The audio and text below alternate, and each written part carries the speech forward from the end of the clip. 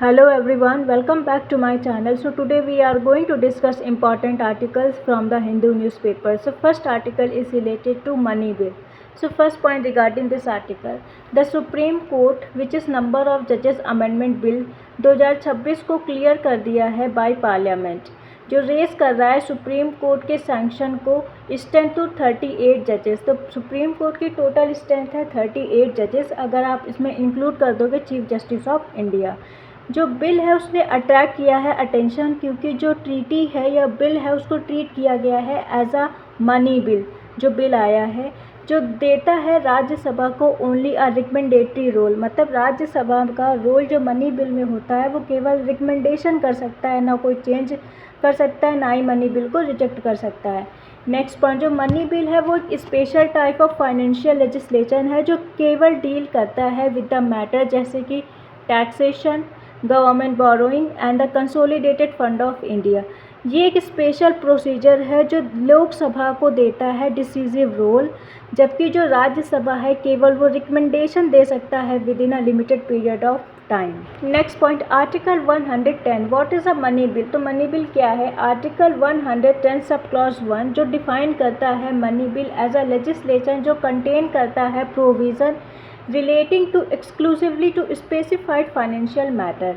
इनमें क्या क्या इंक्लूड होता है? इम्पोजिशन, अबॉलिशन और अल्टरेशन ऑफ टैक्सेस, मतलब टैक्स को इम्पोज करना, उसको हटाना या उसमें कुछ चेंजेस करना। ये कवर करता है गवर्नमेंट की बोरोइंग और फाइनेंशियल ऑब्लिगेशन को। ये ऑल्सो डील करता है with the custody, withdrawal and appropriation of money from consolidated fund और contingency fund of India। ये इंक्लूड करता है मैटर जो रिलेटेड है चार्ज एक्सपेंडिचर, गवर्नमेंट या public account receipt and auditing of accounts. इसके जो मैटर हैं वो डायरेक्टली कनेक्टेड होते हैं with the these specified subject और ऑल्सो ये फॉल होते हैं with in the scope of money bill. Under article 110 सब क्लॉज 3 जो लोकसभा है स्पीकर वो डिसाइड करते हैं कि ये एक बिल मनी बिल है या नहीं, उसको क्वालिफाई करते हैं as a money. Next point, special procedure and current controversy. Next point, जो मनी बिल है वो केवल इंट्रोड्यूस होता है लोकसभा में और इसमें रिक्वायर होती है, मतलब पहले प्रायर रिकमेंडेशन ऑफ प्रेसिडेंट, इसके बाद ही मनी बिल को आप इंट्रोड्यूस कर सकते हैं लोकसभा में। जो स्पीकर होता है लोकसभा को वो सर्टिफाई करता है बिल को एज अ मनी बिल। तो सर्टिफिकेशन किसके थ्रू दिया जाता है? Speaker of the Lok Sabha before ये भेजा जाता है टू दी राज्यसभा। जो राज्यसभा है न बिल को न रिजेक्ट कर सकता है ना ही अमेंड कर सकता है मनी बिल को, वो केवल अपने सजेशन को रिकमेंड कर सकता है। जो राज्यसभा होता है must return the bill with in 14 days. तो राज्यसभा को मनी बिल को रिटर्न करना होता है विद इन 14 डेज़ के अंदर। जो लोकसभा है उसकी रिकमेंडेशन को एक्सेप्ट भी कर सकता है और रिजेक्ट भी कर सकता है। नॉट लाइक ऑर्डिनरी बिल, जो ऑर्डिनरी बिल होते हैं उसमें जॉइंट सिटिंग का मैकेनिज्म होता है, but there is no joint sitting mechanism for resolving differences over a money bill. Money bill और कॉन्स्टिट्यूशनल बिल में जो जॉइंट सिटिंग का मैकेनिज्म है वो अलाउड नहीं होता है for resolving differences. Next point, जो मेजर कॉन्स्टिट्यूशनल कंसर्न वो है कि जो मनी बिल रूट है can be used to reduce Rajya Sabha legislative role. जो मेजर कॉन्स्टिट्यूशनल कंसर्न यही होता है कि जो मनी बिल है वो लोकसभा को ज़्यादा पावर देता है और जो हमारा राज्यसभा है उसकी जो लेजिस्लेटिव रोल है उसको रिड्यूस करता है। लास्ट पॉइंट, जो सुप्रीम कोर्ट है उन्होंने एग्जामिन किया है या पहले भी किया है और करते भी आ रहे हैं, इसके जो ब्रॉडर क्वेश्चन है कि क्या मनी बिल को क्या उसकी क्वालिफिकेशन होनी चाहिए एज अ मनी बिल, और कैसे स्पीकर की certification can be judicially reviewed, जो उन्होंने सुप्रीम कोर्ट ने फॉलो किया था, जो following the Roger Matthew reference to the 7-judge constitutional bench. Next article is related to section 79 of the IT Act. So first point regarding this article, Meta ramps up censorship of protest and political reels. तो ये क्या है? Instagram ने लगातार reportedly restrict किया है और reduce कर दिया है visibility of protest related post को एंड पॉलिटिकल रील्स को। जो यूज़र और ऑर्गेनाइजेशन है रिपोर्ट कर रहे हैं sensitive content warning and reduce reach को। जो इशू है उसने गेन किया है attention in between increasing use of government take down request under section 79 sub clause 3 sub clause B of the IT act, जो इंक्लूड करता है request routed through the Sahyog portal. जो सेक्शन 73 सब क्लॉज 3B का है वो affect करता है, वो अफेक्ट कर सकता है एक इंटरमीडियरीज की सेफ हार्बर प्रोटेक्शन को, जब अगर वो फेल हो जाता है टू रिमूव और disable access to unlawful content after receiving appropriate government notification.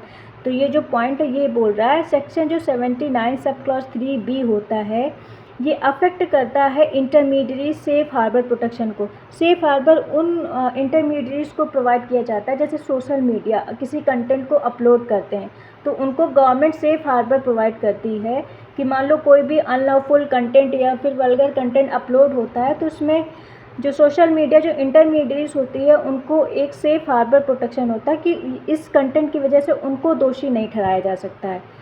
तो अगर ये प्रोटेक्शन व्हेन इट फेल्स, अगर ये फेल हो जाती है नहीं करने में, मतलब जो गवर्नमेंट ने उनको ऑर्डर दिया है कि आपको रिमूव करना है या डिसेबल करना है एक्सेस को, जो अनलॉफुल कंटेंट होते हैं वो अगर रिसीव करते हैं एप्रोप्रिएट गवर्नमेंट नोटिफिकेशन तो ये सेक्शन उस पर आ जाता है।